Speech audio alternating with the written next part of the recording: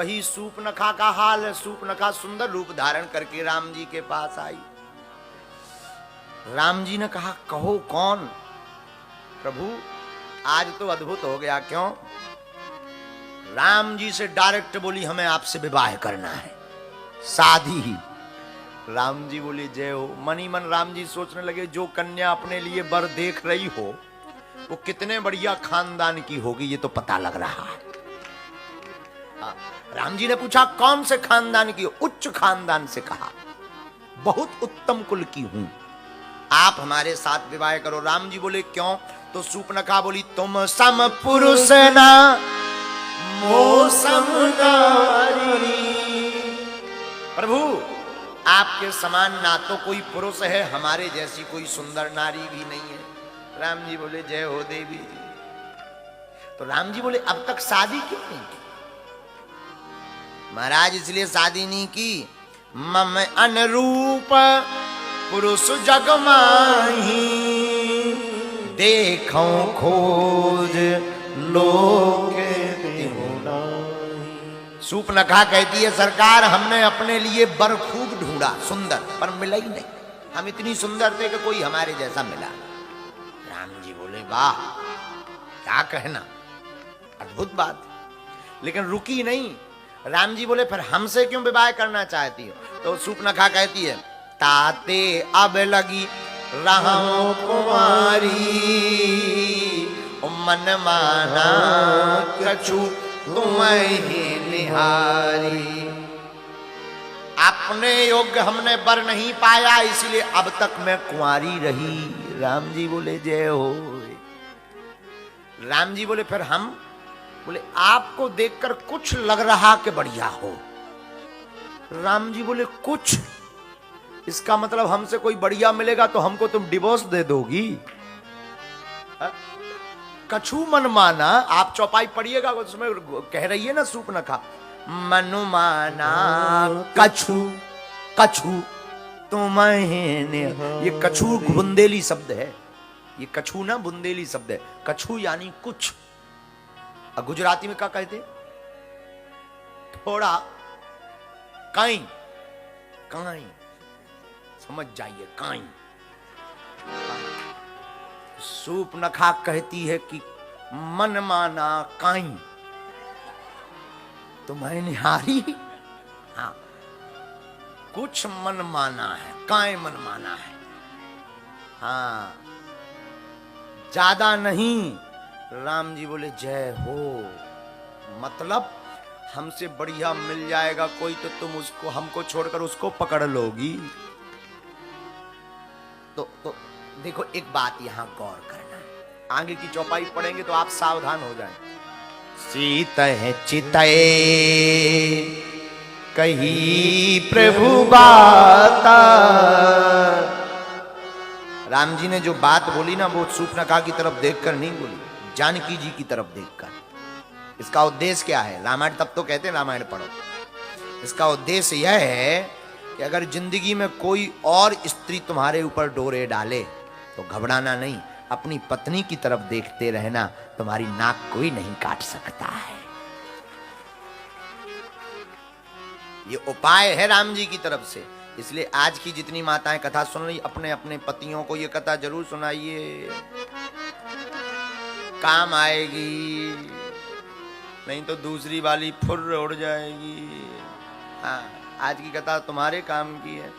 तो जानकी जी की तरफ देख करके राम जी बात करते हैं। सीतय चितय कही ते ही बात, आए कुमार मोरे लघु भ्रात। जानकी जी की तरफ राम जी देख रहे हैं। तो किसी ने पूछा कि बात तो सूपनखा कर रही, पर देख जानकी जी की तरफ क्यों रहे? मानो राम जी कहना चाह रहे हो कि ऐसी वासना तो जिंदगी भर आती रहेगी, आने दो, कोई दिक्कत नहीं है, वासना आती रहेगी, पर जब जब वासना का प्रहार तुम्हारे ऊपर हो, घबराना नहीं, अपनी धर्म पत्नी की तरफ देख लेना, तुम बहक नहीं सकते हो जिंदगी में। आहा, राम जी क्या बोले? देखो भाई, हमारा तो प्लाट रजिस्ट्रीकृत है, हमारी तो शादी हो चुकी, प्रमाण पत्र हम बगल में बैठाए हैं, विवाह हो चुका है। जानकी जी की तरफ देख करके राम जी बोले, अब अगर तुम्हारे मन में फिर भी इच्छा है तो हमारा छोटा भाई है उससे कर लो, जाओ। आये कुमार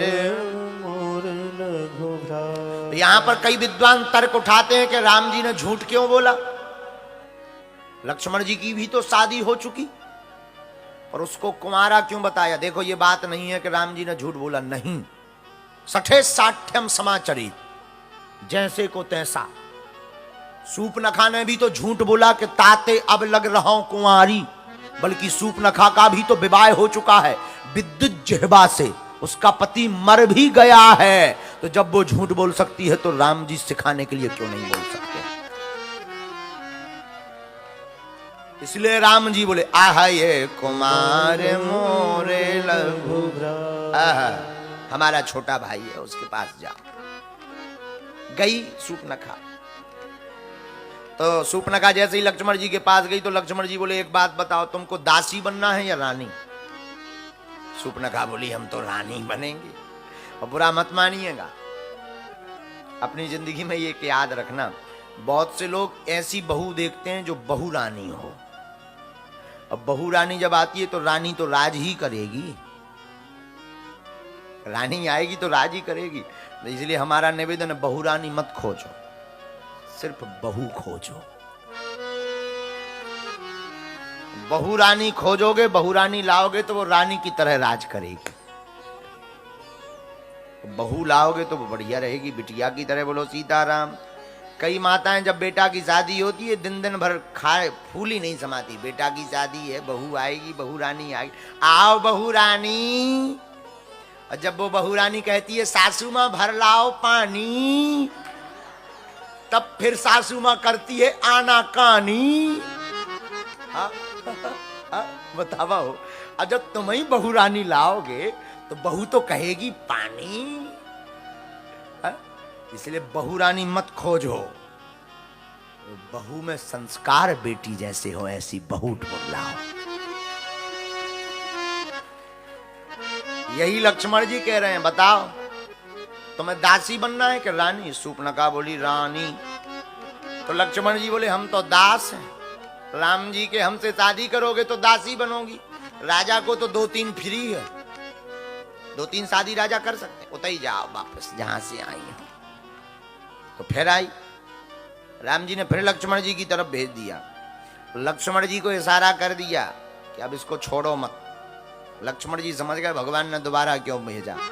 तो इस बार जैसे ही उसने कहा हम आपके साथ विवाह करेंगे, तो लक्ष्मण जी ने क्या किया, लक्ष्मण अति लांघ हो सुनना को कान बिनु की, आओ अब तुम्हारी शादी हो जाए। तो सूपनखा को लगा सच में शादी यह होनी है। लक्ष्मण जी ने तीर निकालो, नाक कान काट दे।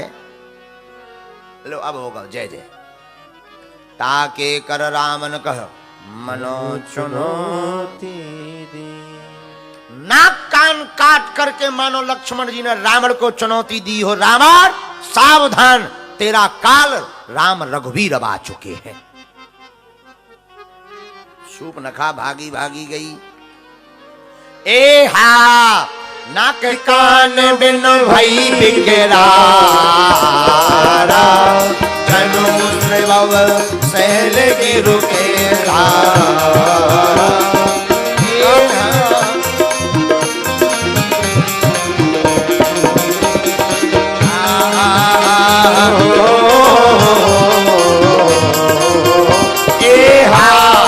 हर दूषण पह गई बिल पाला, धिगी धिगी तब पौरुष बल भ्राता। श्री राम जय जय राम।